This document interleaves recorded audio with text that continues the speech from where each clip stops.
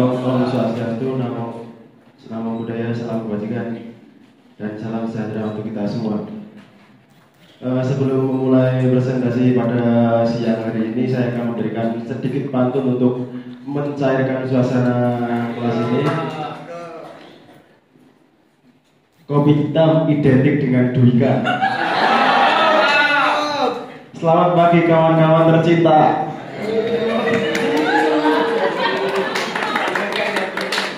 Sebelumnya perkenalkan, saya Saparizar Subagio, PNID 23324586 selaku moderator dari sesi 2. Dan di sini sesi 2 akan mempresentasikan materi C2 yang berjudul Konflik Sosial Perebutan Lahan Perkebunan yang disajikan oleh Mas Ilyas Kurnia Eka Ardiansyah, dan pembahas 1 yaitu Mas Faisal Tripamukas, dan pembahas 2 yaitu Naila Fauzia Rahmasuci, dan juru kamera Francisco Rendra Virotama.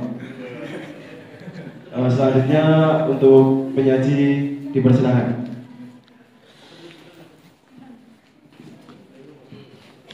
Ya, terima kasih kepada moderator yang telah memberikan waktu kepada saya selaku penyaji untuk menyajikan beberapa poin. Di sini 5 poin terkait materi C2. Nah, dalam materi C2 itu berupa jurnal yang membahas mengenai konflik sosial perebutan lahan perkebunan antara rukun tani desa Sumberjo atau dengan perusahaan terkait. Di sini penyaji akan menyampaikan poin-poin, yaitu yang poin pertama terkait ketidakseimbangan kepentingan dan kekuasaan muncul konflik. Konflik di Pakal ini muncul karena perbedaan kepentingan mendasar antara petani, yaitu petani lokal itu sendiri, dan perusahaan perkebunan. Perusahaan dengan dukungan kekuasaan berusaha memaksimalkan keuntungan melalui kontrol atas lahan. Ketidaksetaraan ini menyebabkan konflik berkepanjangan yang merugikan seluruh masyarakat Dusun Sumberjo Pakal. Poin yang kedua yaitu mengenai konflik berlapis, perjuangan keadilan agraria yang kompleks. Nah, konflik ini termanifestasi dalam berbagai bentuk, meliputi konflik horizontal, vertikal, terbuka, dan realistis. Ini bukan sekedar sengketa tanah, tetapi juga perjuangan untuk keadilan sosial, ekonomi, dan politik. Masyarakat berupaya merebut kembali hak dan martabat mereka. Poin selanjutnya yaitu poin ketiga terkait dampak ambivalen konflik, transformasi, dan kerentanan sosial. Nah, konflik telah meningkatkan kesadaran masyarakat akan hak-hak agraria dan memperkuat solidaritas. Namun, juga menyebabkan kriminalisasi, kekerasan oleh aparat, dan ketidakpastian hukum. Konflik agraria adalah proses transformatif yang kompleks. Poin selanjutnya, poin keempat, yaitu urgensi reforma agraria untuk keadilan sosial. Nah, konflik ini menggarisbawahi perlunya reforma agraria yang sejati, meliputi redistribusi tanah, pemberdayaan masyarakat, dan pengakuan hak-hak adat. Reforma agraria adalah kunci untuk mengatasi ketimpangan lahan dan mengurangi konflik. Keadilan sosial dan kedaulatan petani harus menjadi prioritas utama. Poin selanjutnya, poin terakhir yaitu teori konflik Dahrendorf, masyarakat subordinat tanpa otoritas. Nah, dalam teori konflik Dahrendorf ini menunjukkan bahwa masyarakat sebagai kelompok subordinat tidak memiliki otoritas dalam menentukan kewajiban. Akibatnya, tuntutan mereka terhadap kelompok superordinat seringkali tidak terpenuhi, sehingga perubahan struktural diperlukan untuk mengatasi ketidakberdayaan ini. Sekian 5 poin dari materi C2 yang dapat disampaikan. Saya kembali kepada moderator. Presentasi yang sangat keren sekali dari Mas Ilyas. Tepuk tangan untuk Mas Ilyas. Selanjutnya untuk pembahas 1, Mas Faisal Tripamukas dipersilakan untuk membahas presentasi dari Mas Ilyas.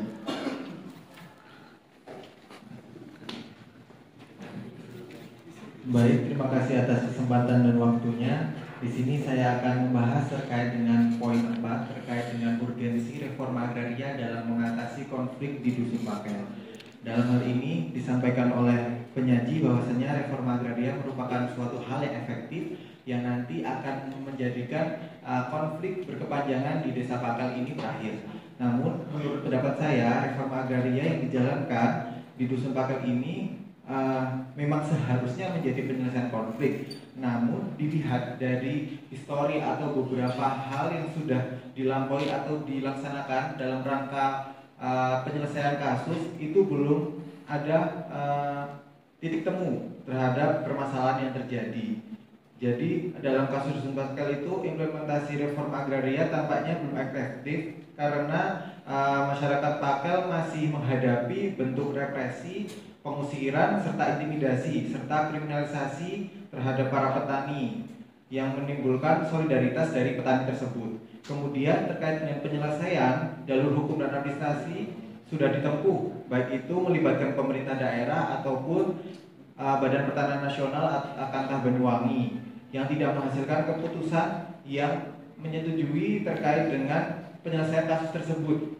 Bahkan di Desa Pakel itu kan ada surat dari BPN Kantah Banyuwangi yang menyatakan bahwa Desa Pakel itu tidak termasuk dalam HGU. Namun perusahaan serta dari perhutani itu belum mau untuk pergi atau tetap menguasai dari tanah tersebut. Jadi menurut saya reforma agraria dalam kasus di Dusun Pakel ini belum mampu menyelesaikan konflik agraria yang telah berlangsung. Mungkin saran dari saya terkait dengan reforma agraria agar bisa lebih efektif, mungkin nanti harus dilaksanakan benar-benar adil dan transparan. Jadi di situ sepertinya ada beberapa hal yang sekiranya HGU itu terbit tanpa ada perizinan serta kesepakatan dari pemilik tanah yang menguasai tanah tersebut. Dan di situ peran pemerintah harusnya jangan hanya berpihak ke perusahaan, tapi juga harus memikirkan kepentingan masyarakat secara luas.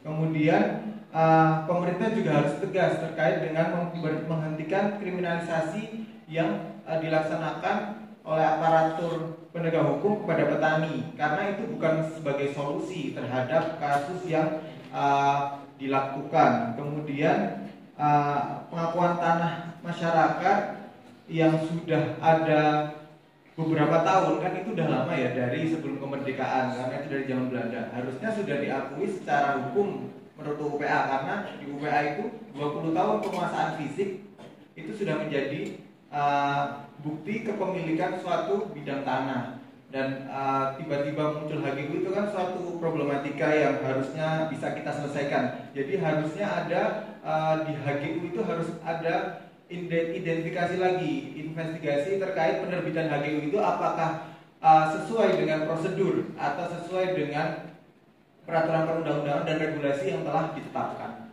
Mungkin itu dari saya. Terima kasih. Wassalamualaikum warahmatullahi wabarakatuh. Terima kasih untuk pembahasannya yang telah memberikan pembahasan yang sangat dalam sekali, yang sudah dibedah sedalam mungkin dari penjelasan Mas Elia. Selanjutnya untuk pembahas dua, Mbak Naila, dipersilakan untuk membahas pemaparan dari Mas Elias. Baik, terima kasih atas waktu yang telah diberikan. Di sini saya akan mengkritik pada poin ke-1. Tadi disebutkan bahwa konflik di Desa Pakel ini muncul dari perbedaan kepentingan yang mendasar antara petani lokal dan perusahaan perkebunan yang diperparah dengan distribusi kekuasaan yang tidak merata, di mana perusahaan dengan dukungan kekuasaan berupaya memaksimal keuntungan melalui kontrol lahan. Ketidaksetaraan ini memicu konflik berkepanjangan yang merugikan masyarakat, mencerminkan ketidakadilan struktural yang mendalam dan eksploitasi motif ekonomi perusahaan tanpa mempertimbangkan dampak sosial ekonomi bagi petani lokal. Namun, tidak ada penjelasan apa penyebab dan implikasi dari konflik lahan antara komunitas rukun tani dengan perusahaan perkebunan, dan bagaimana aspek-aspek tersebut merefleksikan isu-isu yang lebih luas mengenai keadilan sosial dan dinamika kekuasaan sesuai dengan teori tersebut. Sekian, terima kasih.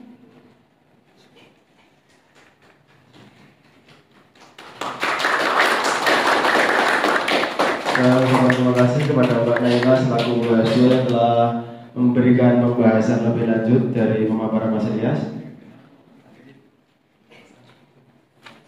Selanjutnya untuk akan dibahas kembali oleh Mas Elias.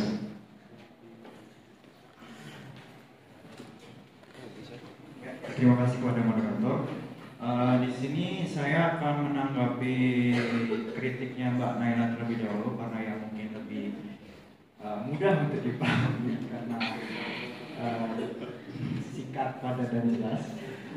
Terkait pertanyaan dan kritik dari Mbak Naila tersebut, yaitu konflik lahan di Sumberjo Pakal ini mencerminkan ketimpangan kekuatan antara komunitas rumput tani dan perusahaan perkebunan. Nah, ya, hal ini diperparah oleh dukungan struktural dari penegak hukum dan kebijakan yang bias atau berat sebelah.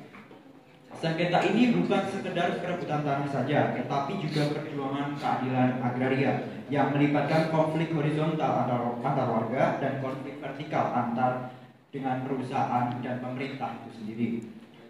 Sehingga konflik ini juga membawa kriminalisasi, kekerasan, dan ketidakpastian hukum bagi petani. Lalu penyelesaian konflik akibat dominasi perusahaan dan pemerintah serta terbatasnya akses masyarakat terhadap keadilan, yaitu represi hukum yang berpihak pada kepentingan perusahaan semakin memperburuk situasi, menegaskan perlunya reforma agraria dan perubahan struktural dalam sistem hukum agar konflik dapat diselesaikan secara adil dan berkelanjutan. Hal ini berhubungan dengan pembahas yang pertama yang menggarisbawahi yaitu RA dapat menjadi solusi yang efektif ketika dijalankan secara adil dan berkelanjutan. Nah, redistribusi tanah harus benar-benar berpihak pada petani kecil dan masyarakat adat itu sendiri, bukan sekedar formalitas administratif. Selain itu, reforma agraria harus disertai dengan pemberdayaan masyarakat melalui akses modal teknologi, infrastruktur, agar tanah yang diberikan dapat dimanfaatkan secara produktif. Tanpa dukungan ini, reforma agraria beresiko gagal mengatasi ketimpangan struktural yang terjadi. Selain itu, pengakuan hak-hak adat dan perlindungan hukum bagi petani menjadi faktor kunci dalam keberhasilan reforma agraria ini. Kebijakan yang berpihak pada rakyat harus menghindari monopoli tanah oleh korporasi serta mencegah penggusuran paksa. Jika reforma agraria sebatas wacana, tanpa implementasi yang nyata, ketimpangan dan konflik lahan akan tetap berlanjut.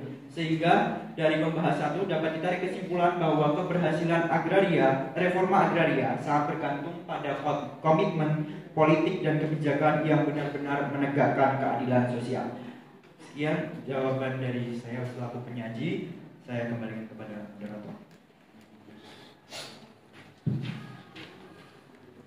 Terima kasih saya ucapkan kepada Mas Ilyas pemaparan yang sangat keren sekali dari sesi 2 ini.